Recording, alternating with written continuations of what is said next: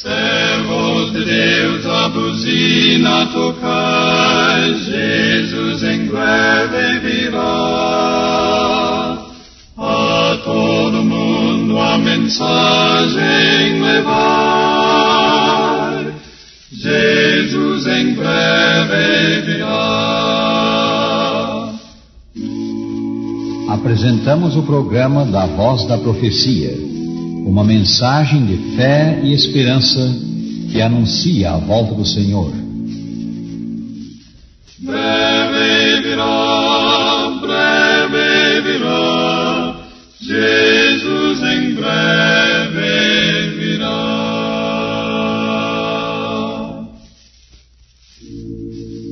Os anjos do céu cantam louvores a Jesus pelo que Ele fez por nós.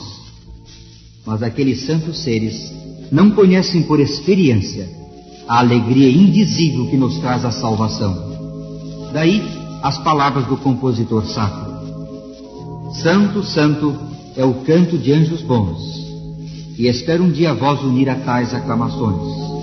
Mas quando eu lhes contar a história dessa redenção, mudez, o gozo ignoram que nos traz a salvação.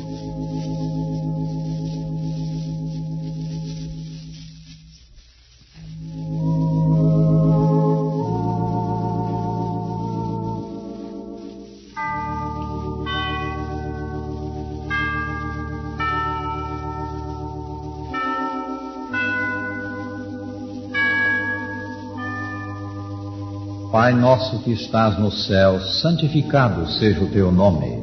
Venha o teu reino, seja feita a tua vontade, assim na terra como no céu.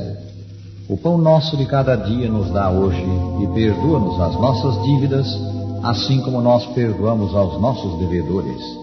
Não nos deixes cair em tentação, mas livra-nos do mal, porque teu é o reino, e o poder, e a glória, para sempre.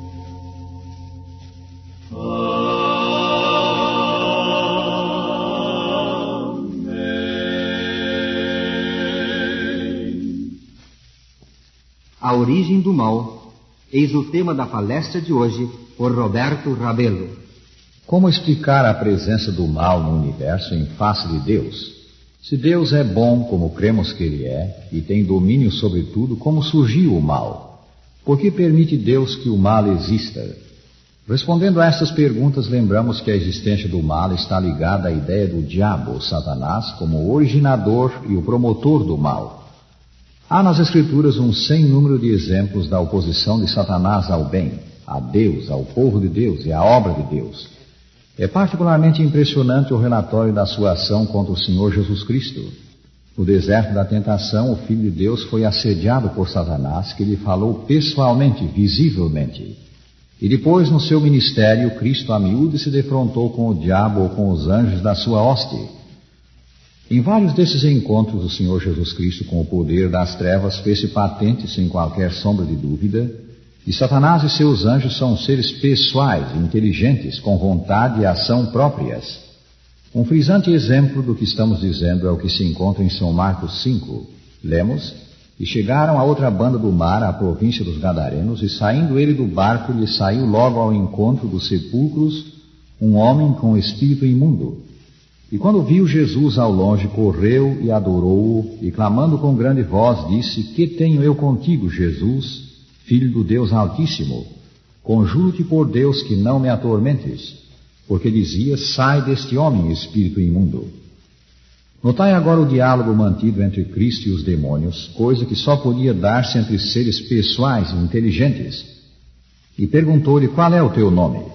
Ele respondeu dizendo: Legião é o meu nome, porque somos muitos. E rogava-lhe muito que os não enviasse para fora daquela província.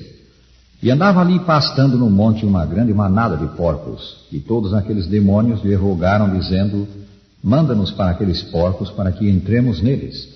E Jesus logo lhe o permitiu. E saindo aqueles espíritos imundos entraram nos porcos, e a manada se precipitou por um despenhadeiro no mar e afogaram-se no mar. Versículos 9 a 13. De onde veio Satanás? Estranho quanto possa parecer, ele veio do céu. É o próprio Senhor Jesus Cristo que diz: Eu via Satanás como raio cair do céu. São Lucas 10, 18. Mas que quer dizer isto? Porventura criou Deus o diabo? O ser que se tornou Satanás saiu das mãos de Deus perfeito, mas usando do seu livre arbítrio, ele aninhou o pecado em seu coração. Diz o profeta Ezequiel, falando dele: perfeito eras nos teus caminhos desde o dia em que fosse criado, até que se achou iniquidade em ti. Ezequiel 28:15. Criado de extraordinária sabedoria e descrito como tendo sido o selo da simetria e a perfeição da formosura. Ele era assistente imediato de Deus no céu, a mais honrada das criaturas de Deus. Lúcifer, como se chamava esse glorioso anjo, aninhou o orgulho no coração. Elevou-se o teu coração por causa da tua formosura, diz o profeta. Corrompeste a tua sabedoria por causa do teu resplendor. Ezequiel 28:17. O profeta Isaías diz que ele quis ser igual a Deus. Lemos, palavras atribuídas a Lúcifer: subirei acima das mais altas nuvens e serei semelhante ao Altíssimo. Isaías 14:14. Lúcifer se rebelou contra Deus, persistiu na rebelião, afastou-se mais e mais do seu Criador, até tornar-se irreconciliável inimigo de Deus e do bem. Há uma pergunta que naturalmente nos ocorre ao falarmos disto, a saber, como podia um ser perfeito aninhar o pecado no coração? A resposta é esta: o pecado é um intruso por cuja presença nenhuma razão se pode dar. É misterioso, inexplicável. Desculpá-lo corresponde a defendê-lo. Se para ele se pudesse encontrar desculpa ou mostrar-se causa para a sua existência, deixaria de ser pecado.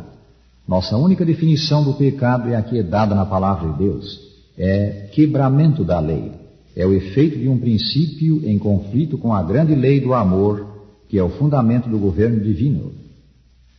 Satanás arrastou ao pecado uma parte dos anjos de Deus e foi finalmente expulso do céu. São João diz: e houve batalha no céu.